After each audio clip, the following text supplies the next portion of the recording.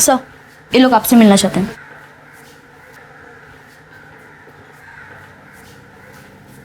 जी कहिए।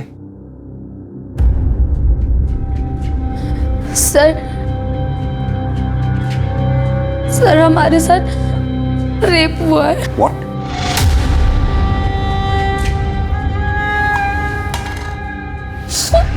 पानी पीजिए।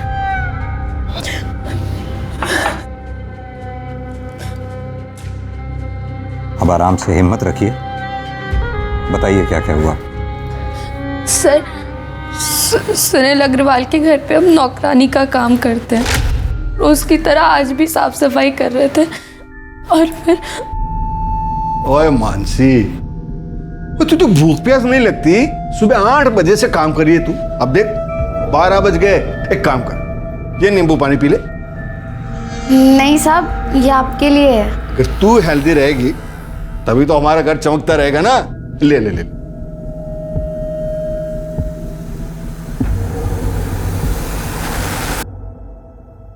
Very good. साहब मैं इसको किचन में रख के आती हूँ।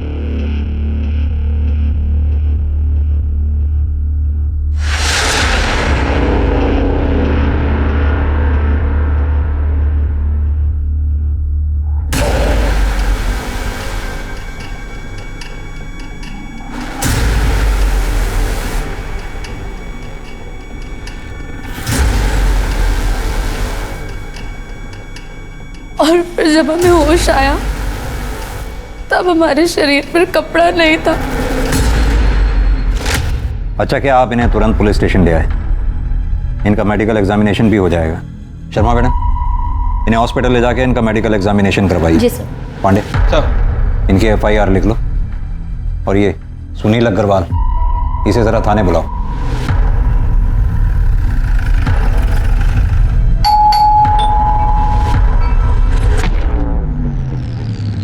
कौन आया है? सर जी, मानसी झूठ बोल रही है। आप ही सोचे, मैं भला अपनी मेड का रेप करूंगा, वो भी इस उम्र में? सर जी, आई एम 62 ईयर ओल्ड। मुझे ये बताने में जरा भी शर्म नहीं कि मुझ में अब वो पावर नहीं बचा। अगर आपको यकीन नहीं है तो मेरी वाइफ से पूछ लो। सर, ये एकदम सच बोल रहे हैं। देखिए, कौन सच बोल रहा है कौन झूठ, ये मेडिकल एग्जामिनेशन के बाद पता चलेगा। अरे अग्रवाल जी, आपको हमारे साथ चलना होगा। अरे अरे, ये क्या जबरदस्ती है? मिस्टर सुनील अग्रवाल और मानसी, आप दोनों की मेडिकल रिपोर्ट इस वक्त मेरे सामने है। मानसी की मेडिकल रिपोर्ट में साफ साफ लिखा है कि मानसी पहले से ही सेक्सुअली एक्टिव है। डॉक्टर्स का मानना है कि मानसी के प्राइवेट पार्ट्स में किसी भी तरह के सीमेन के कोई ट्रेसेस नहीं मिले। जहां तक मिस्टर सुनील अग्रवाल का सवाल है, उनकी मेडिकल रिपोर्ट के मुताबिक डॉक्टर्स का मानना है कि वो पेनिट्रेटिव सेक्स करने की क्षमता खो चुके हैं, यानी कि मेडिकली वो किसी का रेप नहीं कर सकते। सर, मैंने तो पहले ही कहा था, ये आजकल की मेड ऐसी होती है, मोटी पार्टी देखी नहीं कि पैसे अट्ठे के चक्कर में रेप तक के झूठे इल्जाम लगा देती है। क्या मतलब है आपका? मेरी बहन झूठ बोलेगी? हाँ, मेरे पति कभी किसी का रेप नहीं कर सकते। और ये, इसे तो वो बेटी की तरह मानते हैं। झूठ बोल रहे हैं ये दोनों मिलके। सर, एक लड़की के लिए उसकी इज्जत से बढ़कर कुछ नहीं होता है। तुम्हारी मेडिकल रिपोर्ट में साफ साफ लिखा है कि तुम्हारा रेप हुआ ही नहीं है, बल्कि तुमने पैसे हटने के चक्कर में अपने मालिक मिस्टर सुनील अग्रवाल पर झूठा आरोप लगाया। नहीं सर, ये गलत है। ये झूठ बोल रहा है आदमी। क्या झूठ है क्या सच है अभी पता चल जाएगा। यादव सर। जरा लेकर आओ उसे। Okay sir.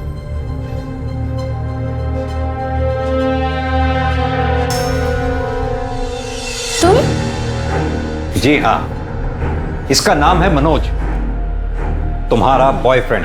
अब तुम खुद अपने भाई को बताओ कि मनोज और तुम्हारे बीच में शारीरिक संबंध है या नहीं। बोलो, क्या पूछना है इंस्पेक्टर साहब?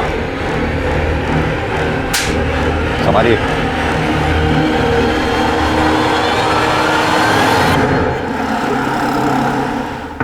मानसी, दरवाजा खोलो। मानसी, मानसी, मानसी।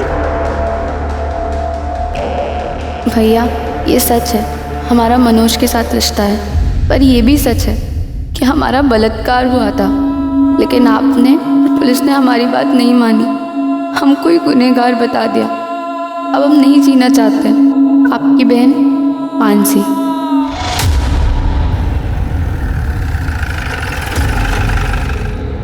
मानसी ने सुसाइड किया, इसमें मेरा क्या दोष है? दोष है क्योंकि मानसी ने अपने सुसाइड नोट में साफ साफ लिखा है कि उसका बलात्कार हुआ था। साफ साफ बताइए कि माजरा है क्या? माजरा कुछ भी तो नहीं सर। माजरा क्या हो सकता है मतलब? सर ले आओ। सर ये बेड के नीचे 2 बॉक्स मिले हैं और देखिए इन बॉक्सेस में क्या मिला है। सेक्स टॉय भी रखा है सर। तो माजरा ये है, इससे आपने मानसी का रेप किया था। जवाब दीजिए। सर मेरे पति ऐसा किसी के साथ कर नहीं सकते सर। आप प्लीज चुप रहिए।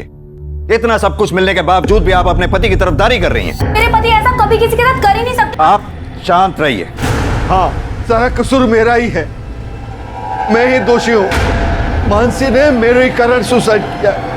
I don't know responsible.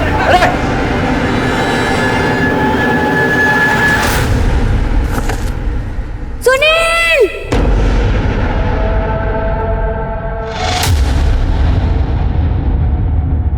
नमस्कार, आदाब। क्राइम पेट्रोल सतर्क के ब्लैक हेडलाइंस अध्याय के आज के एपिसोड में आप सबका स्वागत है। जिन लोगों से हमारा व्यवहार होता है उन पर भरोसा करना लाजमी है, लेकिन भरोसा एक ऐसी चीज है जो बहुत सोच समझ कर करना चाहिए। मानसी ने सुनील पर भरोसा किया और उसका दिया हुआ शरबत पी लिया।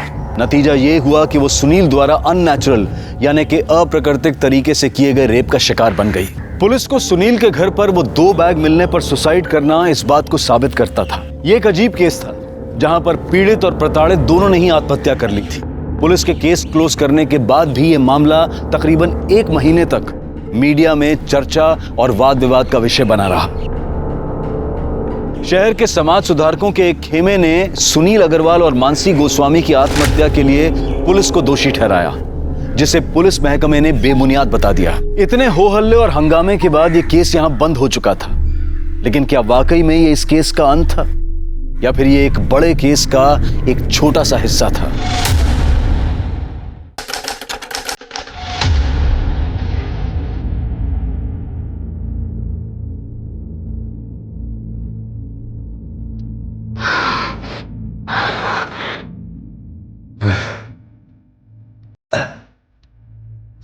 महिला, ये भूख तो तुम्हें मिटा दी मेरी।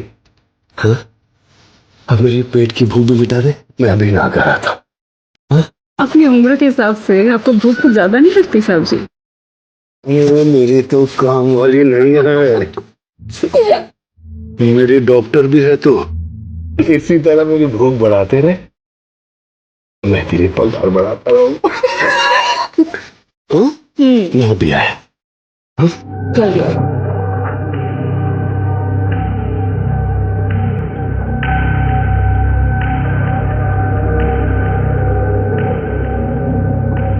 वृंदा,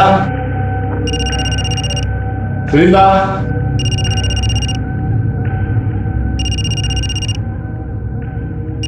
वृंदा, अरे कहाँ चली गई? साहब मैसेज चेक करो।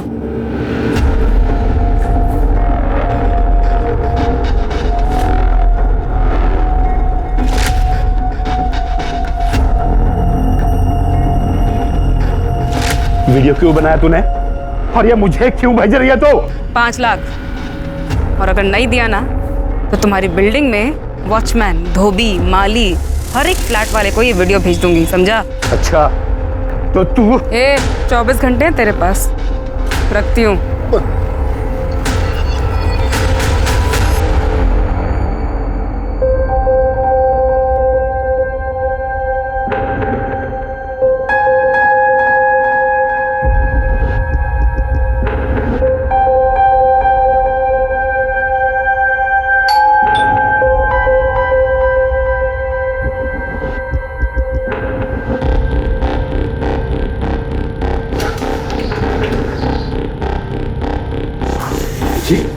नमस्ते। नमस्ते।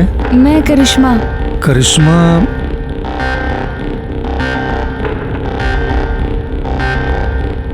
ओ हाँ हाँ, करिश्मा आ जाओ, आ जाओ, आओ अंदर आओ बेटा। अरे खुशी, वो डोमेस्टिक हेल्प आ गई है। करिश्मा आओ, बैठो बैठो।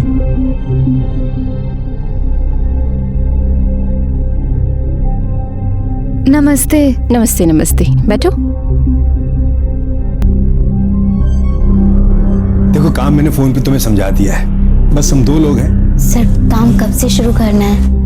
वो हम सोच रहे थे आज से ही कर देते। वो क्या है ना, हमारी माँ हमारे रहते दूसरों के घर में काम करती, हमको अच्छा नहीं लगता। और वैसे भी हमारे भाई की भी तबीयत ठीक नहीं रहती, उसके पास कोई नहीं होता तो वो परेशान हो जाता है। मुझसे क्या पूछ रहे हो? भले घर की लगती है, रख लो। ठीक है बेटा, तुम आज से काम शुरू कर दो। थैंक यू साहब। अरे ऐसे क्या, आओ मैं तुम्हें किचन दिखा दूं, आ जाओ।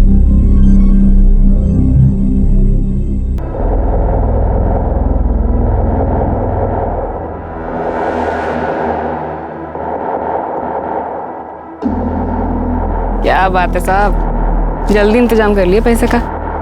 लो।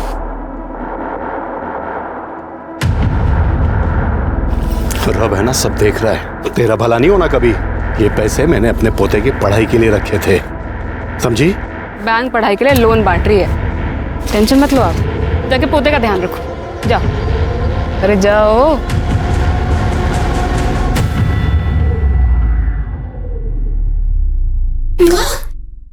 अरे अरे क्या बात है? हाँ, ये देखो मैं आप लोगों के लिए क्या लेके आई हूँ। क्या लाई है? समोसा और जलेबी। पैसा कहाँ से मिला रे? अरे जिनके यहाँ काम करती हूँ उन्होंने दिए। बोलो समोसा जलेबी खाएगा। ये देख। हे जंगली माई, तेरा नौकरी ऐसे ही चलत रहे, जिससे हमरे मोनू का इलाज और पढ़ाई भी निमह जाए, घर भी चलत रहे।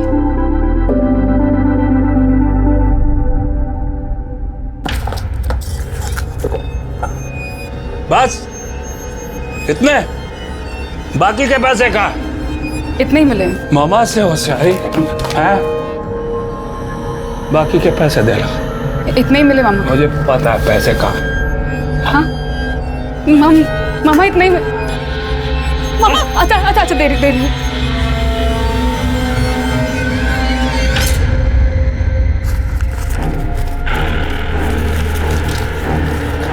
मामा इसके मुझे भी दे दे।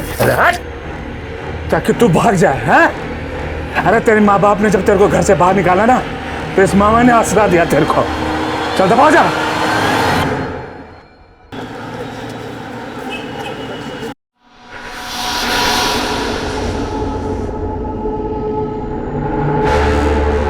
हाँ बस निकल रही हूँ मैं। आई। Okay bye.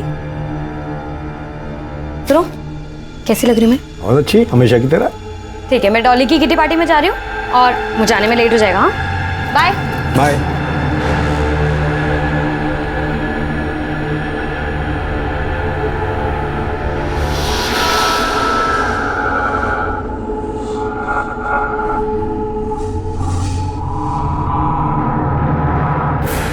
अरे करिश्मा बेटा, ये जूस पी लो।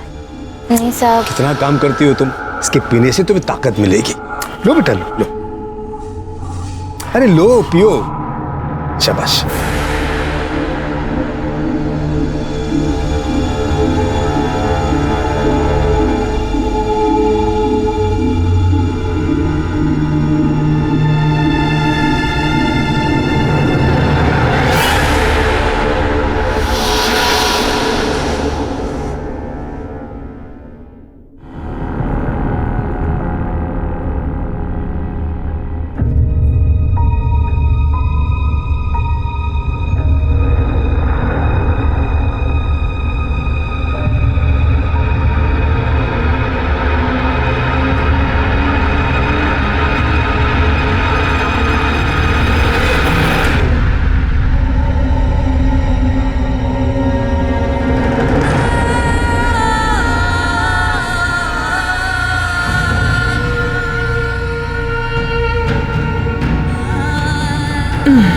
अरे आ गई तू, खाना लगा दे।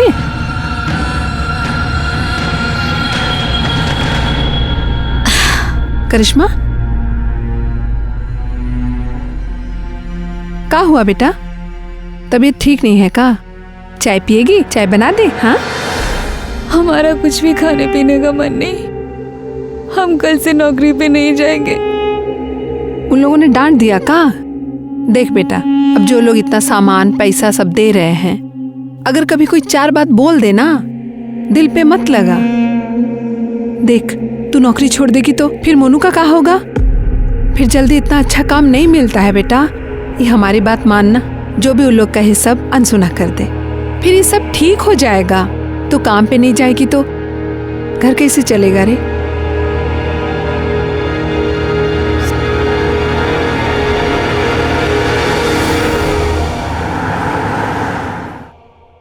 बाद में बात करती हूँ। बिल्कुल सही समय पे आई हो।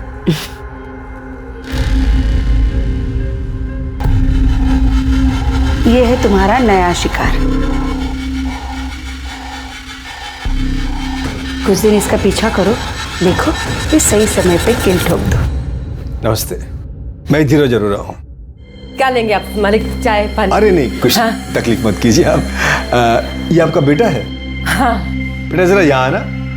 क्या मुस्तिकर साहब? ये लो बेटा, ये तुम्हारे लिए। हाँ, जा बाहर खेलो, जाओ। अब ये लीजिए बहन, ये आप लोगों के लिए कुछ गर्मा गर्म जलेबी और नमकीन है। और हाँ, ये आपके लिए साड़ी। हमारे लिए साड़ी? हाँ लीजिए। करिश्मा नजर नहीं आ रही। हाँ, करिश्मा घर पे ही है, हम अभी बुलाते हैं। करिश्मा। हाँ माँ। बेटा भाग क्या ना, देखते रहे मालिक आए हैं। कैसी हो करिश्मा? बेटा कल काम पे नहीं आई तुम? मालिक इसका ना तबीयत थोड़ा ठीक नहीं था, लेकिन कल से आएगी। हाँ कल से आएगी काम पे। वो तो ठीक है। करिश्मा के लिए मेरे पास एक बहुत अच्छा सा ऑफर है। क्या है बहन जी, वो बहुत अच्छा काम कर रही है, तो मैं सोच रहा हूँ कि इसे अपने बहू बेटे के पास दुबई भेज दूं। दुबई? अरे जरा सोचिए बहन जी, यहाँ का 20 रुपया मतलब वहाँ का 1 रुपया, मतलब उसकी पगार 20 गुना बढ़ जाएगी। और हर 3 महीने में हम उसे आपके पास भेज देंगे मिलने के लिए, और आपकी और आपके बेटे की देखभाल के लिए तो हम है ही यहाँ पर। कहिए क्या ख्याल है आपका? अच्छी ये लीजिए, ये एडवांस। मालिक आप तो देवता आदमी है। ऐसा कुछ नहीं। करिश्मा ये तो किस्मत है, इतने अच्छे आदमी के काम करने को मिला।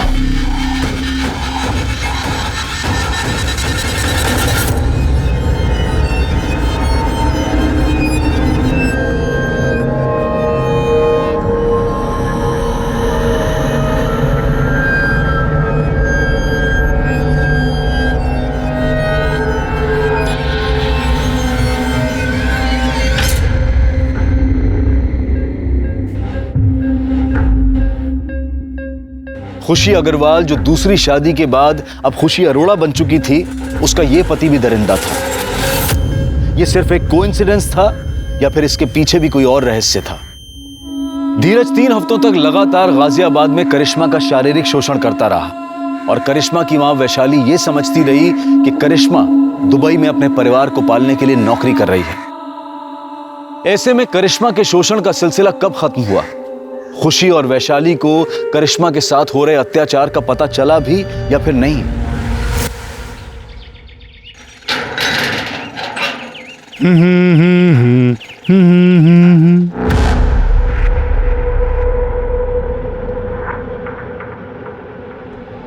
मैडम, मैडम,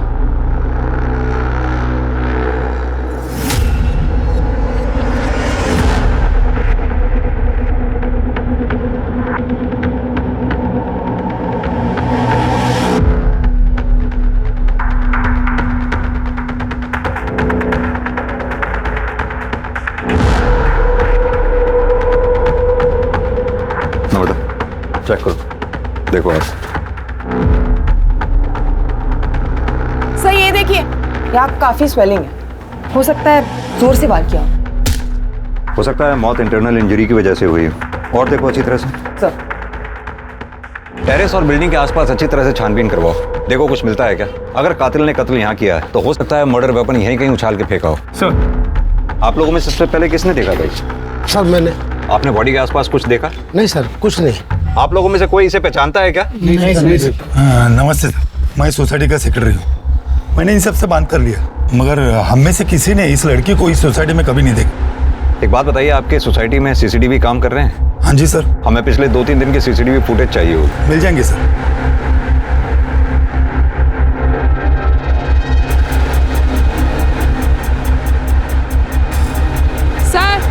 ये देखिए। सर पाँव के पास ये हेयर स्टाइल मिला है और ये हेयर कलर विक्टिम के हेयर कलर से काफी अलग है। सर मैंने पूरी बॉडी चेक की लेकिन कहीं कोई निशान नहीं है और बॉडी के आसपास खून के धब्बे भी नहीं है। बाल का डीएनए विक्टिम के डीएनए से मैच करवाओ और बॉडी एक बार फिर से चेक करो, देखो कहीं कोई निशान तो नहीं। सर। संदीप, बॉडी का पंचनामा करवा के पोस्टमार्टम के लिए भिजवाओ और उससे पहले इसकी फोटोग्राफ्स लेके सोसाइटी में दिखाओ, देखो कोई पहचानता है क्या। अगर यहाँ कोई ना पहचाने तो आसपास की सोसाइटीज में दिखाओ, वहां भी अगर कोई ना पहचाने तो सोशल मीडिया पे डालो उसकी फोटोग्राफ और इस एरिया के रहने वाले लोगों में विक्टिम का फोटोग्राफ सर्कुलेट करो। हमारे लिए इसके बारे में जानना बहुत जरूरी है, तभी हम कातिल तक पहुंच सकते। सर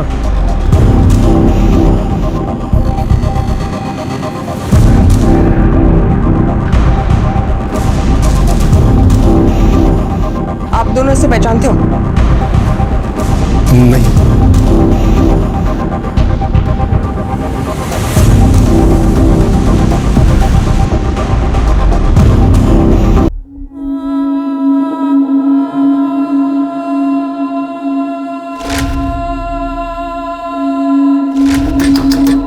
इसमें दरवाजा खोल बेटा। इसे खाना पीना छोड़ने से कोनो समस्या का हल नहीं निकलता। दीदी दीदी अगर तुम भी नहीं खाओगे तो हम भी नहीं खाएंगे। इसमें खोल दे बेटा।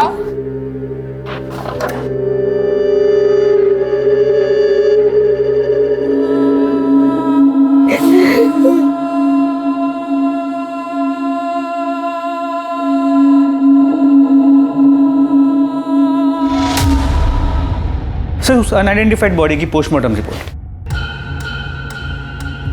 विक्टिम की मौत 13 तारीख को दोपहर 2:30 बजे से 4:30 बजे के बीच में हुई है, लेकिन इसकी इंफॉर्मेशन तो हमें अगले दिन 14 तारीख को सुबह 8 बजे मिली। कुछ समझ में नहीं आ रहा, भरी दोपहर में टेरेस पे मर्डर। सर ये बिलीवेबल नहीं लग रहा। मैंने सीसीटीवी फुटेज भी चेक किया लेकिन कुछ सस्पिशियस नहीं मिला। विक्टिम की मौत सिर पर कोई भारी चीज लगने की वजह से हुई है। संदीप, इतना तो तय ये एक्सीडेंट का मामला नहीं है। सर मैंने टेरेस, कैंपस, आसपास के बिल्डिंग्स पे भी चेक किया लेकिन कुछ ऐसा नहीं मिला जिससे हम मर्डर वेपन कह सकें। विक्टिम प्रेग्नेंट थी, तकरीबन 5 महीने। सर बॉडी देखकर तो ऐसे नहीं लग रहा था। सर विक्टिम की बॉडी पे जो हेयर स्ट्रेंड मिला था उसका डीएनए विक्टिम से मैच नहीं करता है सर, ये देखिए। यादव जी, एक काम कीजिए, सोसाइटी में उस दिन 2 बजे से लेकर 5 बजे के बीच में जिन जिन लोगों की भी मूवमेंट हुई है सीसीटीवी कैमरा में उन सबको आइडेंटिफाई करो, पता लगाओ क्या उनमें से कोई भी विक्टिम के साथ कनेक्टेड था। Okay sir. सर उस बिल्डिंग में जितने भी लोग एक्सक्यूज मी सर, वेलकम। जी आइए।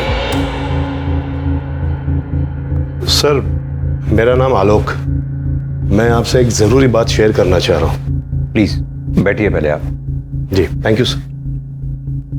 बताइए क्या जरूरी बात शेयर करनी है आप। ये जो लड़की है, मैं इस लड़की को जानता हूँ सर। इस लड़की का नाम वीरिंदा चौहान, और सर ये मेरे वहां मेड का काम करती थी। सर वो इसने मुझे अपने सेक्स के जाल में फंसाकर मुझसे 5 लाख रुपए ब्लैकमेल के तौर पर रैंठे थे। आलोक जी, कहीं ऐसा तो नहीं कि विक्टिम के पेट में आप ही का बच्चा था? मैं तो उस लड़की से 1 महीने पहले ही मिला था। आप इस वृंदा चौहान के कांटेक्ट में आए कैसे? मेरे घर के लिए एक मेड की जरूरत थी तो मैंने मेड एजेंसी वालों को फोन किया। सहेली नाम की एक मेड एजेंसी थी, उन्होंने मेरा नंबर ये वीरिंदा चौहान को दिया था। आप अपना कांटेक्ट नंबर? जी। वृंदा चौहान का कांटेक्ट नंबर? और वो जो एजेंसी का नाम बताया आपने, इसका कांटेक्ट नंबर नम्रता को लिखवा दीजिए। नम्रता जी नंबर ले लो इसका, आप जा सकते हैं। सर ये आलोक खुद होके आया तो है लेकिन इसकी हर बात पे हम विश्वास नहीं कर सकते। कहते तुम सही रहे हो संदीप। ये वृंदा चौहान के कॉल रिकॉर्ड्स और उसके लोकेशन रिकॉर्ड्स निकलवाओ और जिस एजेंसी के बारे में ये आलोक बता रहे थे, सहेली, वहां जाकर वृंदा चौहान के बारे में पता करो। सर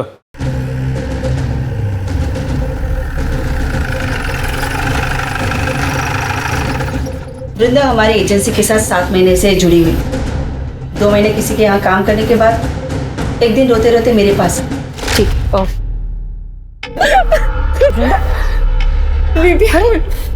इतनी चोट कैसे लगी तुझे? मेरे पापा ने आज मेरे साथ ऐसे जबरदस्ती किया, मुझे बहुत पीटा। अपनी माँ से बात क्यों नहीं करती? वो कुछ करेगी ना। मेरी मामा मुझसे बहुत नाराज है। उन्होंने मुझे घर से निकाल दिया है। मैं उनके पास नहीं जा सकती दीदी, नहीं जा सकती दीदी। वो एक अलग कहानी है। हम दोनों पुलिस के पास चलते हैं, पुलिस को बता दे। नहीं दीदी, पुलिस की बात करें तो मामा मुझे घर से निकाल देगा। मेरे पास रहने का कोई ठिकाना नहीं है। रोना बंद कर और ये बता कि तू मुझसे क्या चाहती? मामा ने बोला था कि उसको पैसे ला के दूंगी ना तो वो मुझे छुएगा नहीं। दीदी कोई ऐसा जुगाड़ बता दो जिससे कम समय में ज्यादा पैसे कमा सको, क्योंकि अगर ऐसा ही चलता रहा तो या तो मेरा मामा मुझे मार देगा या मैं अपनी जान ले लूंगी। फिर मैंने उसे ऐसे लोगों के यहाँ काम करने का आइडिया दिया। वो क्या है ना साहब कि 2 पैसे एक्स्ट्रा भी मिल जाते हैं। मुझे उन सारे लोगों के नंबर चाहिए जिनके घर पे वृंदा ने काम किया था। हो सकता है उन्हीं में से कोई वृंदा के होने वाले बच्चे का बाप हो और उन्हीं में से किसी ने उसे मारा हो। क्या वृंदा प्रेग्नेंट थी? जी, पोस्टमार्टम रिपोर्ट के हिसाब से वृंदा के पेट में 5 महीने का बच्चा था। सर तो ये जरूर उसके मामा का काम है।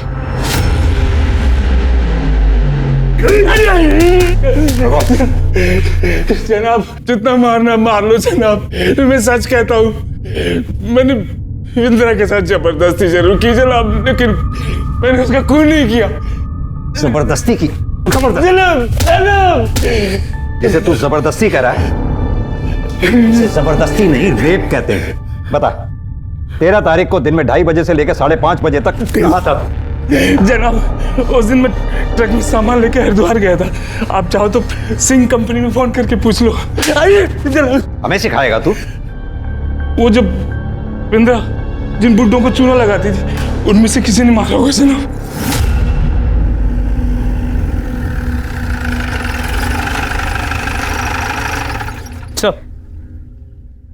जिन जिन सीनियर सिटीजन्स के यहाँ पे वृंदा ने काम किया था उन सब ने बयान देने से मना कर दिया। लेकिन संदीप, वृंदा प्रेग्नेंट थी और जाहिर सी बात है उसके बच्चे का बाप इन्हीं में से कोई एक होगा। सर इस बारे में भी हमने उनसे पूछा, लेकिन सबका यही कहना है कि वो लोग प्रोटेक्शन यूज करते थे। सबसे पहले तो ये वृंदा के मामा अतुल चौहान का डीएनए वृंदा के फीटस से मैच कराओ। अगर उसका डीएनए मैच नहीं होता फिर बाकी बचे लोगों का डीएनए टेस्ट करवाओ। सर एक बात और, एजेंसी से मिले नंबर्स में एक नंबर धीरज अरोरा का भी था। इस वृंदा ने कभी धीरज अरोरा के घर पे काम तो नहीं किया, लेकिन फिर उसका अगला टारगेट धीरज ही था। पर हमें वृंदा की बॉडी भी धीरज की बिल्डिंग से ही मिली है। सर हमने उन दोनों से फिर से पूछताछ की, लेकिन उन्होंने वृंदा को पहचानने से साफ मना कर दिया। मुझे वो 13 तारीख की सीसीटीवी फुटेज दोबारा चेक करनी। सर ये देखिए 3:30 बजे वृंदा चौहान बिल्डिंग में घुसती है। एक मिनट नम्रता, पॉज करना, जूम करना जरा। खुशी अग्रवाल। सर आप इसे जानते हैं? तुमने इसे पूछताछ की थी? जी सर, इनके हस्बैंड से भी पूछताछ की थी, लेकिन दोनों ने इसे पहचानने से मना कर दिया। हस्बैंड? जी सर, धीरज अरोरा। ये धीरज अरोरा। लेकिन सर आप उस खुशी को कैसे जानते हैं? संदीप, करीब 1 साल पुरानी बात है। इस खुशी के पहले पति, इस खुशी का तब खुशी अग्रवाल नाम था और पहले पति का नाम था सुनील अग्रवाल। सुनील अग्रवाल के ऊपर उनके काम वाली ने बलात्कार का आरोप लगाया था और जब हम उनके घर में बयान की पुष्टि के लिए पहुंचे तो सुनील अग्रवाल का यह कहना था, मुझे यह बताने में जरा भी शर्म नहीं कि मुझ में अब वो पावर नहीं बचा। हमें यह भी पता चला कि उस काम वाली का एक बॉयफ्रेंड भी था। हमने सोचा हो सकता है कि उस काम वाली ने पैसे ऐंठने के लिए अपने मालिक पर झूठा आरोप लगाया हो। और हैरानी वाली बात यह है कि उस काम वाली ने आत्महत्या कर ली। उससे भी ज्यादा हैरान करने वाली बात यह थी कि उसने अपने सुसाइड नोट में कंफर्म किया कि उसके साथ बलात्कार हुआ था और बलात्कारी कोई और नहीं, वो खुशी अग्रवाल का पहला पति सुनील अग्रवाल ही था। हम उसके बयान की पुष्टि के लिए फिर उनके घर पे गए और छापेमारी के दौरान हमें उन दोनों के घर से सेक्स टॉयज मिले। उन दोनों को थाने लेके आओ। खुशी जी, हम कुछ समय पहले भी मिल चुके हैं। तब आप खुशी अग्रवाल हुआ करती थी और आज खुशी अरोड़ा। कुछ याद है आपको? जी सर। आज आप सेकंड मैरिज करके मूव ऑन कर गई, अच्छी बात है। Thank you sir. मिस्टर धीरज, आपका मानना है कि आप वृंदा चौहान को जानते ही नहीं, जबकि वृंदा जिस एजेंसी में काम किया करती थी उस एजेंसी के मुताबिक आपने किसी काम वाली के लिए वहां रिक्वायरमेंट दी थी और उस एजेंसी का यह कहना है कि वृंदा आपके घर में काम करने वाली थी। जैसा कि वृंदा हर मर्द को हनी ट्रैप करके ब्लैकमेल किया करती थी, शायद आपको भी वो करने वाली थी या फिर हो सकता है किया हो। कहीं ऐसा तो नहीं ये बात आपको पता चली हो और आपने वृंदा का मर्डर कर दिया हो? या क्या कह रहे हैं सर? मैं वृंदा को जानता तक नहीं था। इनफैक्ट आज से पहले उसका नाम भी नहीं सुना था। हाँ, हर एजेंसी को हमने कांटेक्ट किया था मेड की रिक्वायरमेंट के लिए, अपनी डिटेल्स भी छोड़े थे वहां, पर हाल फिलहाल हमें मेड की कोई रिक्वायरमेंट नहीं थी। नमिता, जरा धीरज जी को दिखाओ।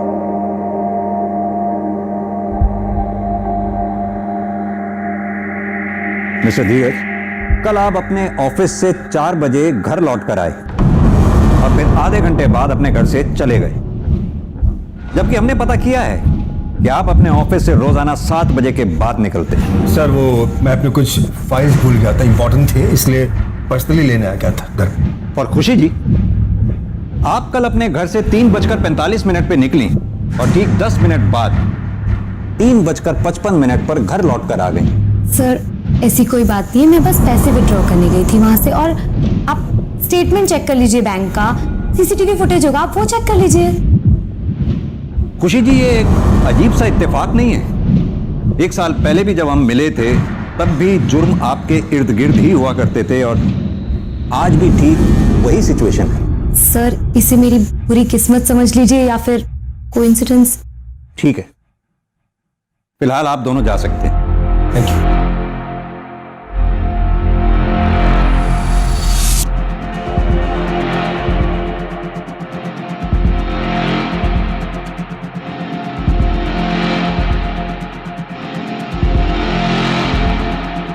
संदीप, लगता है खुशी मैडम का हेयर फॉल आजकल कुछ ज्यादा ही हो रहा है।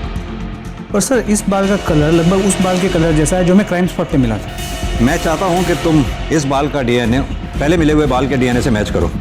मेरी गट फीलिंग ये कहती है ये दोनों बाल एक ही इंसान के हैं और वो इंसान कोई और नहीं, खुशी अग्रवाल और खुशी अरोड़ा ही है। वृंदा का मर्डर एक के बाद एक रहस्यमयी मोड़ ले रहा था। किसने किया था वृंदा का खून? वो सीनियर सिटीजन्स जिनको वृंदा ब्लैकमेल करती थी, या फिर वृंदा का मामा जिसने उसका शारीरिक शोषण किया था, या फिर धीरज अरोड़ा जो वृंदा का अगला टारगेट था? अब इस केस में कुछ ऐसी कड़ियां खुलने वाली थी जो इन सारे रहस्यों पर से एक के बाद एक पर्दा उठाने वाली थी।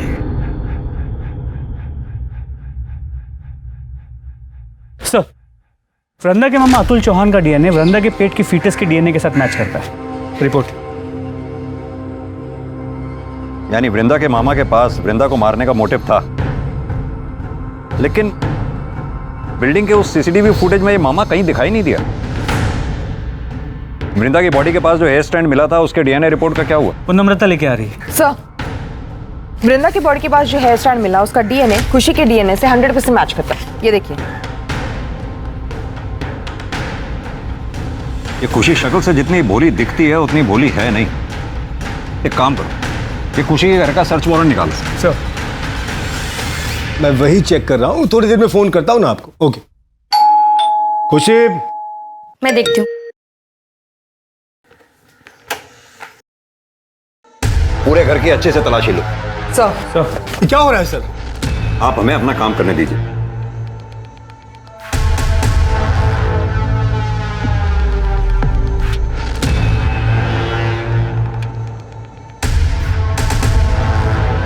सर, ये देखिए।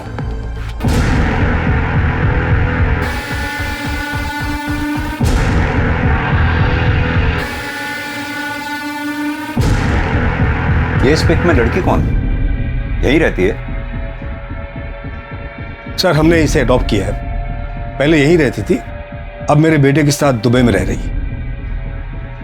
नाम क्या है इस लड़की का? करिश्मा।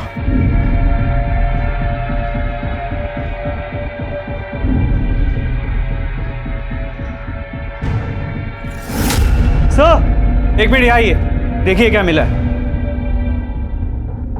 सर, मर्डर वेपन तो नहीं मिला, लेकिन ये सब कुछ मिला है। पर सर, ये देखिए सर, ये सारा सामान बिल्कुल वैसा ही है जैसे आपने कहा था आपको खुशी के पिछले घर से मिला था। लेकिन वो सामान तो पुलिस ने जब्त कर लिया था। ये सामान आपने नया खरीदा है क्या? मुझे कुछ समझ नहीं आ रहा। मिस्टर धीरज, क्या आपकी भी सेक्स करने की क्षमता चली गई है? नहीं, क्यों? वो क्या है कि 1 साल पहले हमसे बहुत बड़ी एक गलती हो गई थी। मानसी गोस्वामी ने इनके पहले पति सुनील अग्रवाल पर एक आरोप लगाया था, बलात्कार। इनके पति ने गिल्ट में आके आत्महत्या कर ली, केस क्लोज हो गया। लेकिन उस केस का एक मुजरिम आज भी खुलेआम घूम रहा है। देखिए, आप दोनों के खिलाफ हमारे पास इतने सबूत तो हैं ही कि हम कोर्ट में आसानी से यह साबित कर पाएंगे कि वृंदा का मर्डर आप दोनों ने ही मिलकर किया है। सर, हमने ऐसा कुछ भी नहीं किया, हमने उसे नहीं मारा सर। ये आपके बाल वृंदा की बॉडी पर कैसे मिले और उन बालों का डीएनए आपके डीएनए से कैसे मैच करता है? और यही नहीं, वृंदा के लोकेशन रिकॉर्ड वारदात के कुछ रोज पहले तक लगातार धीरज के लोकेशन रिकॉर्ड से कैसे मैच करते हैं? सर, मुझे नहीं पता ही। आप तो चुप ही रहिए मिस्टर धीरज, लगातार आप झूठ पर झूठ बोलते चले जा रहे हैं। यादव जी, जरा फुटेज दिखाइए इन्हें। इस फुटेज में जो लड़की दिखाई दे रही है करिश्मा, आपने ये कहा कि आपकी अडॉप्टेड बेटी है और वो दुबई में रहती है, तो फिर कैसे इस फुटेज में आपकी बिल्डिंग से वो निकलते हुए दिखाई दी और कहां जा रही थी वो? हमारा टाइम वेस्ट मत कीजिए, ये बताइए कि आप दोनों ने मिलकर वृंदा को मारा या आप दोनों ने करिश्मा के साथ मिलकर वृंदा को मारा?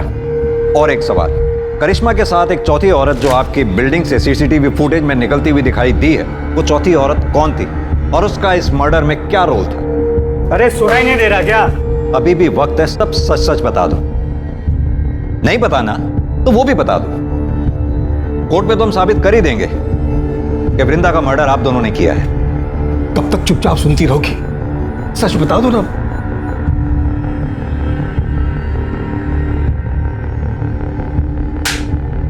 तुम्हारे पास फालतू का टाइम होगा, हमारे पास नहीं। बोलो।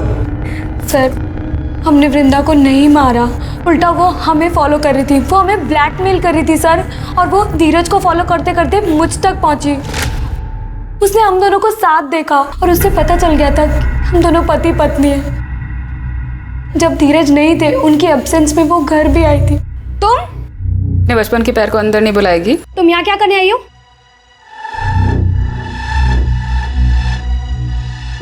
तुझसे इतना प्यार किया था, 9 साल पहले मुझे गांव में अकेला छोड़ा ही था। सारे गांव वालों ने मेरा सर मुंडवा दिया, माँ बाप ने घर से निकाल दिया, अम्मा ने मेरा रेप किया। ये अच्छा है, मेरी जिंदगी खराब करके अय्याशियाँ कर रही है। तो क्या चाहती है? 1 लाख रुपए। किस बात के 1 लाख रुपए? तेरे पति को बताऊं तेरे बारे में? खोलूं तेरी पोल? हवा टाइट हो गई तेरी। कहाँ से लाऊं मैं 1 लाख रुपए? घर पे रखे होते 1 लाख रुपए? बाजू में एटीएम है और तेरे पास 2-3 अकाउंट तो होंगे ना। तो एक काम कर, सारे अकाउंट से थोड़े थोड़े पैसे निकाल के 1 लाख रुपए दे दो। मौसी हूँ तुम्हारे मुंह पर ला करके 1 लाख रुपए।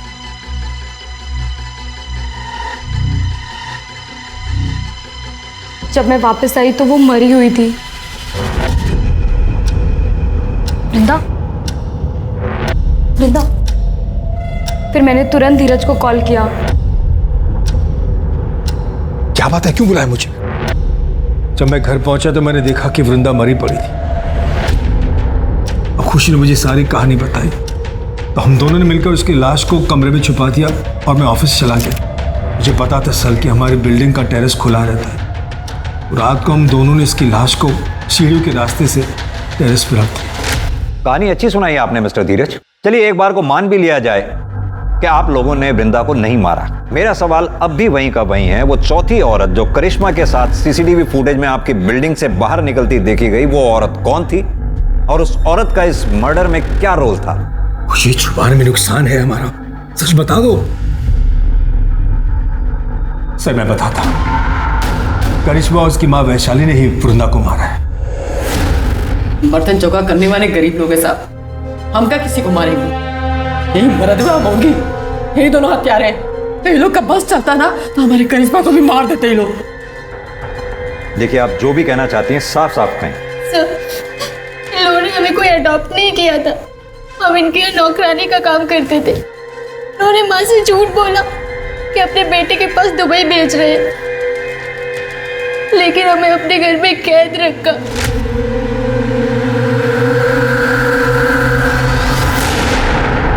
और पूरे 21 दिन हमारे साथ जबरदस्ती की।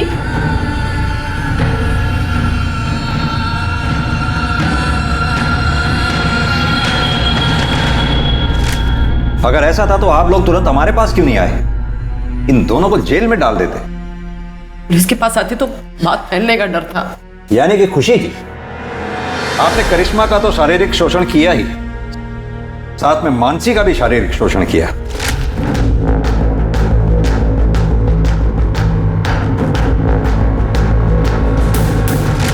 इतना ही नहीं, इस कुकर्म में आपके दोनों पति बराबर के भागीदार थे। पहला पति सुनील अग्रवाल, वो आपको एक कुकृत्य करते हुए देखता था, और आपका दूसरा पति मिस्टर धीरज अरोड़ा इस कुकर्म में आपके बराबर के भागीदार थे। आईपीसी की धाराओं की लंबी लिस्ट लगेगी आप दोनों की।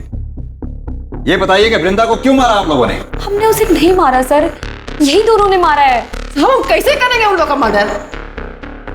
हम जब वहां पहुंचे, करिश्मा करिश्मा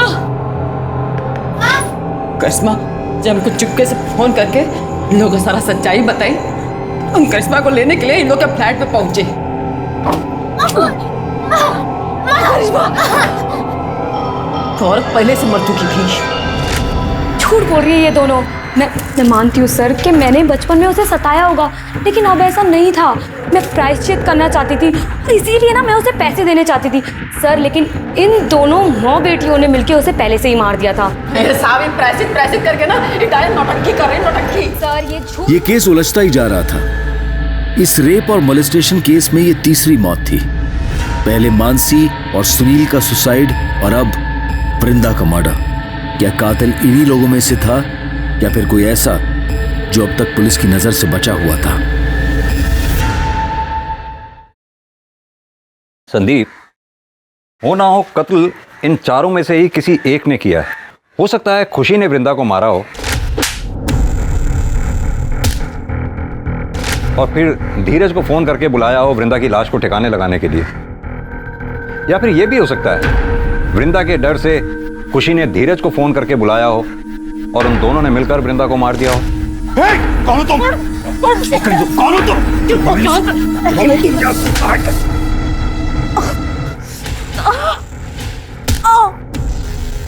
या फिर यह भी हो सकता है कि वैशाली घर में घुसी हो, करिश्मा के साथ भागने लगी हो और इसी दौरान वृंदा बीच में आ गई हो और वृंदा वैशाली के हाथों मारी गई हो।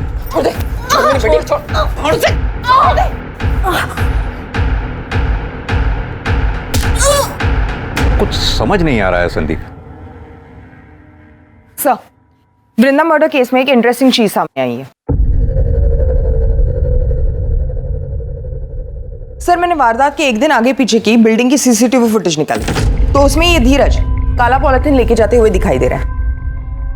देखने से तो उसका टिफिन लग रहा है। सर, मुझे भी ऐसा ही लगा था, इसलिए मैंने उसी वक्त की बिल्डिंग के आगे के रोड की सीसीटीवी फुटेज निकलवाई। तो ये धीरज ये काला पॉलिथीन उस डस्टबिन के पास फेंक रहा था। नम्रता, एक काम करो, अपनी टीम में से किसी को भी इस स्पॉट पे इमीडिएटली भेजो। हो सकता है ये पॉलिथीन अभी भी वहीं हो। जी सर।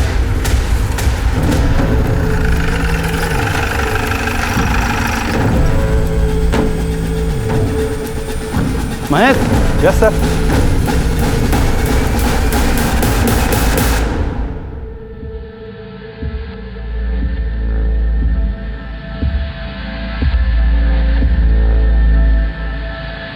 सर, ये बैग मैंने फेंका जरूर था। वृंदा को मैंने नहीं मारा सर, ना ही खुशी ने मारा। फिलहाल तो आप चारों में से जिसने भी वृंदा को मारा है बहुत जल्द पता चल जाएगा, क्योंकि हमारा फिंगरप्रिंट एक्सपर्ट उस गुलदस्ते की जांच पड़ताल में लगे हुए हैं। अभी भी टाइम है। आप में से जिस किसी ने भी वृंदा को मारा है शराफत से कबूल कर ले।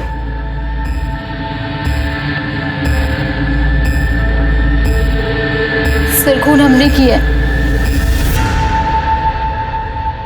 उस दिन फोन रखने के बाद अम्मा का इंतजार कर रहे थे। घर में सर और मैडम दोनों ही नहीं थे। जैसे माँ गेट पे आई, हम उनके पास दौड़ के पहुंचे तो मैडम हमारे बीच में आ गई, हमें रोकने लगी। हमने गुलदस्ता उठा के उनके सिर पे दे मारा। कैसे मारा? करके बताओ। सर, वो हमारे सामने आ गई थी हमें रोकने के लिए, तो हमने गुलदस्ता उनको ऐसे मार दिया सिर पे, वो वहीं मर गई और हम भाग गए। लेकिन चोट तो वृंदा के सर के पीछे लगी थी। क्यों वैशाली? अरे अब तो मान जाओ, या अपनी बेटी को जेल भेजकर मानोगी? हमसे बहुत बड़ी भूल हो गई था। हम जैसे ही दरवाजे की घंटी बजाते देखा तो दरवाजा पहले से खुला हुआ था। सोफे पे एक औरत बैठी थी।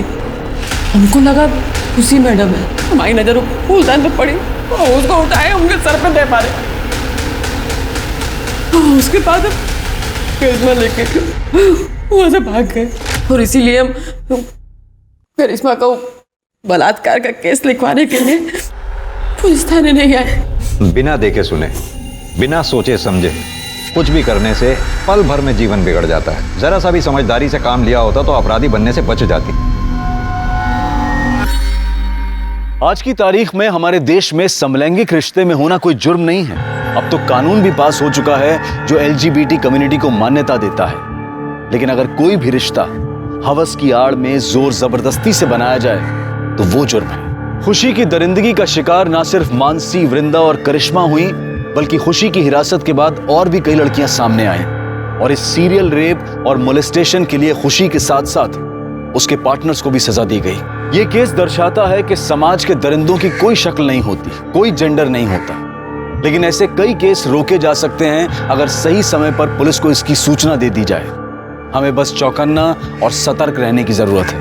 अब मैं अनूप सोनी आपसे विदा लेता हूं। फिर मुलाकात होगी क्राइम पेट्रोल सतर्क के ब्लैक हेडलाइंस अध्याय में एक और नए केस के साथ। और याद रखें, क्राइम और आपके बीच में सिर्फ इतना फर्क है कि आप कितने सतर्क हैं। सतर्क रहें, सुरक्षित रहें। जय हिंद।